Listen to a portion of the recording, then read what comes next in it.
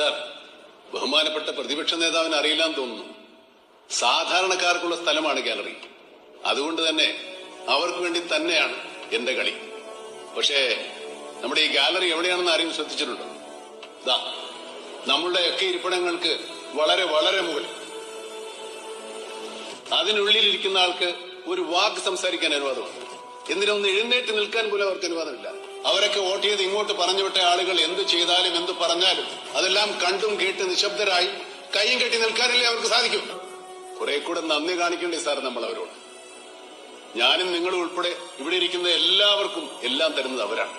നമ്മൾ താമസിക്കുന്ന വീട്, നമ്മൾ സഞ്ചരിക്കുന്ന വാഹനങ്ങൾ, നമ്മുടെ ഫ്രിഡ്ജ്, TV, നമ്മുടെ കഴിക്കുന്ന ഭക്ഷണം, ഇട്ടിരിക്കുന്ന വസ്ത്രങ്ങൾ, ഇതെല്ലാം തരുന്നത് അവരാണ്. അവരാണ് യഥാർത്ഥത്തിൽ നമ്മളെ ഭരിക്കേണ്ടത്. നമ്മളെ കാണുമ്പോൾ അവരല്ല, അവരെ കാണുമ്പോൾ നമ്മളാണ് സാർ എഴുന്നേറ്റ് നിൽക്കേണ്ടത്. ജനങ്ങളെ ഭരിക്കാനല്ല സാർ ജനാധിപത്യ സർക്കാർ, ജനങ്ങൾക്ക് വേണ്ടി ഭരിക്കാൻ.